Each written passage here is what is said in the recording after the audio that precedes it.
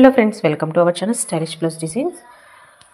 మన టైలరింగ్ క్లాస్లో ఇది 4వ క్లాస్ అండి. మన టైలరింగ్ క్లాస్ 4లో ఈ వీడియోలో నేను స్ట్రైట్గా స్టిచ్చింగ్ చేసుకోవడం ఎలా, అసలు స్టిచ్చింగ్ చేసుకునేటప్పుడు బేసిక్ నాలెడ్జ్ అనేది ఎలా తీసుకోవాలి, ఎలా స్టిచ్చింగ్ చేసుకోవాలి ఓల్డ్ క్లాత్ మీద అయితే నేను చూపిస్తున్నాను. స్ట్రైట్గా స్టిచ్చింగ్ చేసుకోవడం, అలాగే ఫోల్డింగ్ ఎలా చేసుకొని స్టిచ్చింగ్ చేసుకోవాలి, అలాగే కరువు తిప్పేటప్పుడు ఎన్ని స్టెప్స్ తీసుకోవాలి, అలాగే జిగ్జాగ్గా ఎలా స్టిచ్చింగ్ చేసుకోవాలి అనే ప్రతి విషయం కూడా నేను ఈ వీడియోలో చెప్తాను. ఎక్కడ కూడా మిస్ అవ్వకుండా ఫస్ట్ నుంచి లాస్ట్ వరకు కూడా చూసేయండి, ఓకేనా. నేనైతే ఓల్డ్ క్లాత్ అయితే తీసుకున్నాను, నా దగ్గర ఉండే ఓల్డ్ క్లాత్ అనేది తీసుకున్నాను. దీని మీద నేను ఇప్పుడు ఎలా ఫోల్డింగ్ చేయాలి అనేది నేను చూపిస్తాను అన్నమాట. క్లాత్ని వీడియోలో చూపిస్తున్నాను కదా, అలా ఒక్కసారి మాత్రమే మర్చుకోవాలి, ఒకసారి మాత్రమే ఫోల్డ్ చేసుకోవాలి. నేను వీడియోలో చూపిస్తున్నాను కదా, అలా ఒకసారి ఫోల్డింగ్ చేసుకొని స్ట్రైట్గా అనేది స్టిచ్చింగ్ అనేది చేసుకోవాలి. డబల్ ఫోల్డింగ్ కూడా చూపిస్తాను. ఫస్ట్ 1 ఫోల్డ్ అయితే మీరు నేర్చుకోండి.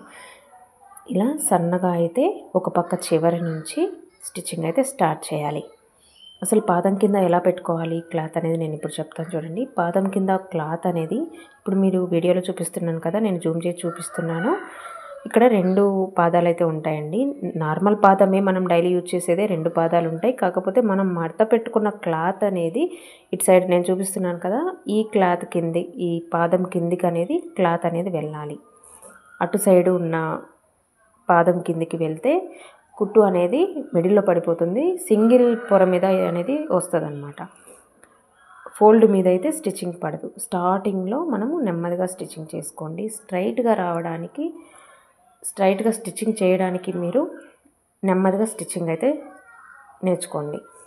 ఫస్ట్ 1 ఫోల్డ్ ఇలా ఫోల్డ్ చేసుకొని చివరికి వచ్చే విధంగా స్టిచ్చింగ్ అయితే చేసుకోవాలి. చూసారు కదా, ఇలా స్ట్రైట్గా మనం ఫోల్డ్ చేసుకున్నాం కదా, ఫోల్డింగ్ దాని మీదే మనము స్టిచ్చింగ్ అనేది చేయాలి. అది కూడా స్ట్రైట్గా చేయడం అనేది నేర్చుకోవాలి. ఇలా మీరు ఓల్డ్ క్లాత్ మీద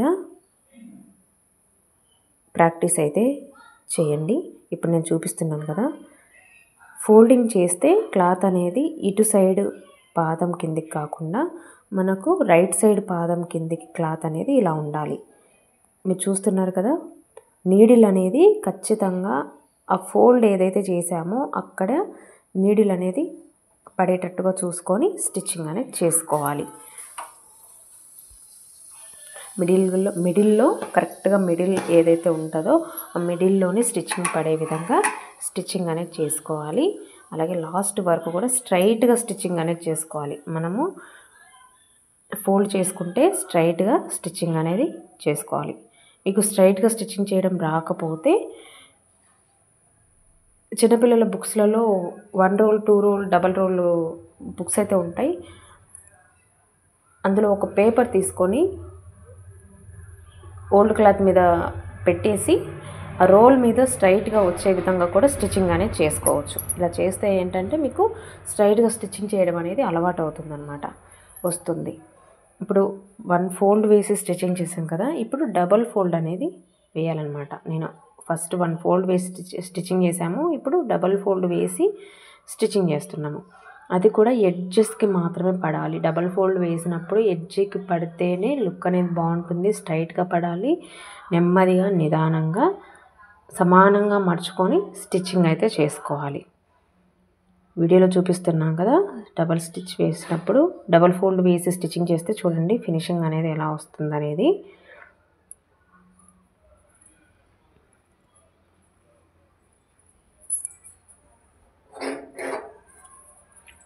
మనం స్టిచ్చింగ్ చేసేటప్పుడు ఎప్పుడు కూడా మిడిల్లో అనేది స్టిచ్చింగ్ పడేలా చూసుకోవాలన్నమాట. మనం ఫోల్డ్ చేసినది నీడిల్ స్టిచ్చింగ్ పడేది ఒకటే సైజులో ఉండాలి.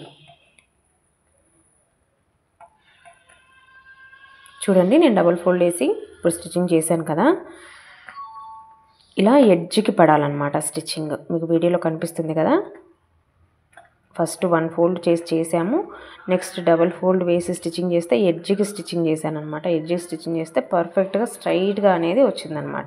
మీరు కూడా ప్రాక్టీస్ చేస్తే ఖచ్చితంగా స్ట్రైట్గా అనేది స్టిచ్చింగ్ చేసుకోవచ్చు. ఇప్పుడు నేను వీడియోలో చూపిస్తున్నాను కదా, క్లాత్ మీద నేను స్ట్రైట్గా డ్రా చేసుకున్నాను, అలాగే క్రిస్ క్రాస్గా కూడా డ్రా చేసుకున్నాను, అలాగే జిగ్జాగ్గా కూడా క్రాస్గా చాక్ పీస్ మార్క్స్ అయితే కనిపిస్తున్నాయి కదా. ఇలా ఉన్నప్పుడు షేప్స్ ఎలా తిప్పుకోవాలి, ఎలా స్టిచ్చింగ్ చేసుకోవాలనేది కూడా ఈ వీడియోలో చెప్తాను, చూడండి. మీ దగ్గర స్కేల్ కనుక ఉంటే స్కేల్ తోటి స్ట్రైట్గా అనేది డ్రా చేసుకోండి. నేనైతే ఒక్కసారి మాత్రం చూపిస్తానండి. నెక్స్ట్ మీరు మాత్రం ఓల్డ్ క్లాత్ మీద ఎక్కువ టైమ్స్ మీరు ప్రాక్టీస్ అనేది చేయాలి.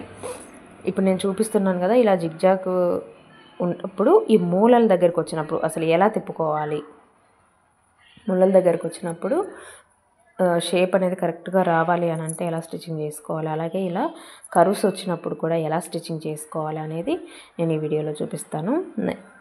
అలాగే రౌండ్గా స్టిచ్చింగ్ చేసుకోవాలి, రౌండ్గా కూడా నేను డ్రా చేసుకుంటున్నానండి. కొంచెం పెద్దగా ఉంటే మీకు కనిపిస్తుంది అనేసి దీంతో నేను రౌండ్ అయితే డ్రా చేసుకున్నాను.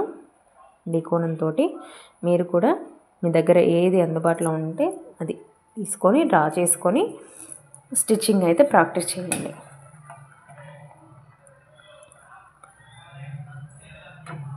ఇప్పుడు నేను స్ట్రైట్గా అనేది లైన్ జస్ట్ మీకు ఎగ్జాంపుల్గా చూపించడం కోసం నేను స్ట్రైట్ లైన్ అయితే మళ్ళీ డ్రా చేశానండి. చూస్తున్నారు కదా, కరెక్ట్గా మనము గీసుకున్న లైన్ ఏదైతే ఉందో చాక్ పీస్ మార్క్, దాని మీదే నీడిల్ స్టిచ్చింగ్ పడేలా చూసుకొని స్ట్రైట్గా అనేది స్టిచ్చింగ్ అనేది చేసుకోవాలి. చూసారు కదా, కరెక్ట్గా నేను చాక్ పీస్ మార్క్ మీద మాత్రమే స్టిచ్చింగ్ చేశాను. ఇప్పుడు ఈ జిగ్జాగ్గా ఉంది కదా, ఈ జిగ్జాగ్ని ఎలా స్టిచ్చింగ్ చేసుకోవాలనేది చూద్దాం. ఫస్ట్ నేను ఎక్కడైతే చాక్ పీస్ తోటి మార్క్ చేసుకున్నానో కరెక్ట్గా అక్కడి స్టార్టింగ్లోనే ఫస్ట్ నీడిల్ అనేది కింద క్లాత్లోకి పెట్టుకోవాలి. నేను చూపిస్తున్నాను కదా, స్టార్టింగ్లో నీడిల్ అనేది ఇలా దింపుకోవాలి. తర్వాత పాదం దింపేసుకొని క్లాత్ అనేది ఫిట్గా ఉండాలి. ఇప్పుడు క్రాస్గా స్ట్రైట్గా స్టిచ్చింగ్ అనేది చేసుకోవాలన్నమాట. ఇంతవరకు కూడా స్టిచ్చింగ్ చేసుకోవాలి. ఇక్కడ మూల ఉంది కదా, ఆ మూల వరకు కూడా ఇలా స్టిచ్చింగ్ చేసుకొని ఆ మూలలో నీడిల్ అనేది క్లాత్లోకి ఇలా లోపలికి క్లాత్లోకి ఉన్నిచ్చి పాదం అనేది లేపుకోవాలి. పాదం పైకి లేపుకొని క్లాత్ని మళ్ళీ రివర్స్ తిప్పుకొని, ఇది క్రిస్ క్రాస్గా ఉంది కాబట్టి వెనకకి ముందుకు తిప్పుకోవాలి. అలా తిప్పుకోవాలి అని అన్నప్పుడు ఖచ్చితంగా నీడిల్ అనేది లోపలికే ఉండాలి. నీడిల్ అక్కడే ఉంటే మనకు అక్కడ షేప్ అనేది కరెక్ట్గా వస్తుంది. అక్కడ షేప్ ఆ మూల ఆ వీ షేప్ ఏదైతే ఉందో అది రావడం కోసం నీడిల్ ఎప్పుడు కూడా మీరు గమనించండి, ఖచ్చితంగా నీడిల్ అనేది క్లాత్లోకే ఉంచి పాదాన్ని పైకి లేపుకొని క్లాత్ని రివర్స్ చేసుకొని మనము స్టిచ్చింగ్ అయితే చేసుకోవాలి. స్ట్రైట్గా ఒక మూల దగ్గర నుంచి ఇంకొక మూల వరకు ఇలా స్టిచ్చింగ్ చేసుకోవాలి. నెక్స్ట్ మళ్ళీ పాదం పైకి తీసుకొని మళ్ళీ క్లాత్ని సెట్ చేసుకొని మళ్ళీ రివర్స్ చేసుకొని స్టిచ్చింగ్ చేసుకోవాలి. ఇలా మీరు నిదానంగా ప్రాక్టీస్ చేయండి. నేను వీడియోలో కాబట్టి నేను ఫార్వర్డ్లో చూపించాను. మీరు ఓల్డ్ క్లాత్ మీద నిదానంగా ప్రాక్టీస్ చేయండి. ఖచ్చితంగా మీకు కూడా ఫాస్ట్గా స్టిచ్చింగ్ చేయడం కూడా వస్తుంది. చూసారు కదా, ఇలా క్రిస్ క్రాస్గా అయితే జిగ్జాగ్లా స్టిచ్చింగ్ అయితే చేశాను.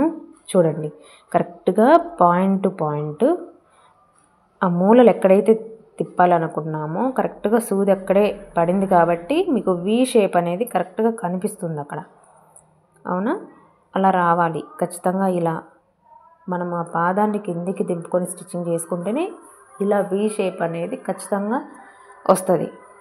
స్టార్టింగ్ స్టిచ్చింగ్ నేర్చుకునే వాళ్ళు కాస్త నెమ్మదిగా నిదానంగా స్టిచ్చింగ్ అనేది చేసుకోండి.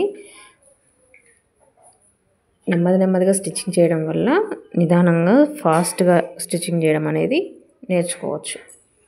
ఇప్పుడు వచ్చేసి నేను ఈ జిగ్జాగ్ వచ్చింది కదా, ఈ రౌండ్స్ అనేది ఎలా స్టిచ్చింగ్ చేసుకోవాలనేది నేను ఇప్పుడు వీడియోలో చూపిస్తాను. సేమ్ అదే విధంగా స్టార్టింగ్లో మనం మార్క్ ఎలా అయితే చేసుకున్నామో అక్కడే పాదం స్టిఫ్గా పెట్టుకొని ఇలా రౌండ్ తిప్పేటప్పుడు ఏంటంటే రౌండ్గా రావాలి అని అంటే పాదం డైరెక్ట్గా లేపి వీ షేప్ కదా తిప్పినట్టు తిప్పకుండా కొంచెం పాదం అనేది ఇలా తిప్పుకుంటూ హ్యాండ్స్ అనేది 2 హ్యాండ్స్ తోటి కూడా ఇలా క్లాత్ అనేది స్టిఫ్గా పట్టుకొని నిదానంగా జరుపుకోవాలండి. నేను వీడియోలో ఫాస్ట్గా చూపిస్తున్నాను.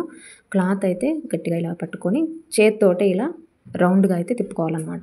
ఇలా తిప్పుకున్నప్పుడు మనకి ఇలా రౌండ్స్గా మనకు షేప్ అనేది వస్తుంది. వీ షేప్ కాదు కదా, ఇది ఎక్కడ కూడా పాదం ఆపి స్టిచ్చింగ్ చేసేది ఏమి ఉండదు. మనం చేతితో తిప్పుకునేటట్టే ఇలా కర్వ్ వచ్చేటట్టుగా స్టిచ్చింగ్ అయితే చేసుకోవాలి. చూస్తున్నారు కదా, పర్ఫెక్ట్గా వచ్చింది. నేను ఎక్కడైతే డ్రా చేసుకున్నానో అలాగే వచ్చింది. నెక్స్ట్ రౌండ్ ఎలా స్టిచ్చింగ్ చేసుకోవాలో చూద్దాం. ఈ రౌండ్ అనేది స్టార్టింగ్లో ఒక పాయింట్ దగ్గర మనం స్టార్ట్ చేద్దాము. నేనైతే ఇక్కడ స్టార్ట్ చేస్తున్నాను. ఫస్ట్ ఇలా పాదాన్ని అయితే సెట్ చేసుకొని సూదిని పెట్టాను కదా, సూదిని నెమ్మదిగా దింపుకొని ఎలాగైతే కర్వ్ స్టిచ్చింగ్ చేసామో 2 హ్యాండ్స్ తోటి అలాగే పట్టుకొని రౌండ్ ఎప్పుడైనా కూడా హ్యాండ్స్ తోటి ఫస్ట్ క్లాత్ జరగకుండా పట్టుకోవాలి. నెమ్మదిగా క్లాత్ అనేది ఇలా మూవ్ చేస్తూ ఉండాలి. ముందుకు ఇలా రౌండ్గా తిప్పుకుంటూ స్టిచ్చింగ్ అనేది చేసుకోవాలి. చేతులు అనేది వెళ్ళకూడదు. ముందుగా స్టిచ్చింగ్ తోటి క్లాత్ని జరుపుకుంటూ ఇలా రౌండ్గా స్టిచ్చింగ్ అనేది చేసుకోవాలి. చూసారా, చాలా ఈజీ అండి. ఇలా మీరు కూడా ప్రాక్టీస్ చేస్తే తప్పకుండా మీరు కూడా స్టిచ్చింగ్ అనేది చాలా ఫాస్ట్గా నేర్చుకుంటారు. ఈ రోజు వీడియో అయితే కనుక ఇది, మీరైతే ప్రాక్టీస్ చేయండి. నెక్స్ట్ వీడియోలో నేను రౌండ్గా ఫోల్డింగ్ చేసుకొని ఎలా స్టిచ్చింగ్ చేసుకోవాలి. మనం ఈ వీడియోలో స్టార్టింగ్లో స్ట్రైట్గా ఫోల్డ్ చేసుకున్నాము, కానీ రౌండ్గా ఫోల్డ్ చేయలేదు. నెక్స్ట్ దగ్గర రౌండ్గా ఫోల్డ్ చేస్తాం కదా, అలా ఎలా ఫోల్డ్ చేసి స్టిచ్చింగ్ చేయాలి, రౌండ్స్ ఎలా నెక్స్ట్ దగ్గర తిప్పుకోవాలి అనేది నెక్స్ట్ వీడియోలో చెప్తాను. ఇంకా మరిన్ని విషయాలు కూడా మనం నెక్స్ట్ వీడియోలో తెలుసుకుందాం. ఓకేనా. మీలో ఎవరికైనా స్టిచ్చింగ్ ఇంట్రెస్ట్ ఉండి నేర్చుకోలేకుండా ఇంట్లో కనుక ఖాళీగా ఉంటే ఖచ్చితంగా ఈ వీడియోస్ మీకు చాలా ఉపయోగపడతాయండి. ఖచ్చితంగా మన ఛానల్ని సబ్స్క్రైబ్ చేసుకోండి. పక్కనే ఉన్న గంట సింబల్ని అయితే యాక్టివేట్లో పెట్టుకోండి. ఇలాంటి మరిన్ని వీడియోస్ కూడా మీ వరకు తొందరగా నోటిఫికేషన్ రూపంలో వస్తాయి. ఈ వీడియో చూసిన ప్రతి ఒక్కరు కూడా తప్పకుండా మీ ఫ్యామిలీ ఫ్రెండ్స్కి కానీ, మీ ఫ్రెండ్స్కి కానీ, రిలేటివ్స్కి ఎవరికైనా కూడా నా వీడియో అనేది షేర్ చేయండి. చాలామందికి కూడా ఉపయోగపడుతుంది. Thank you for watching.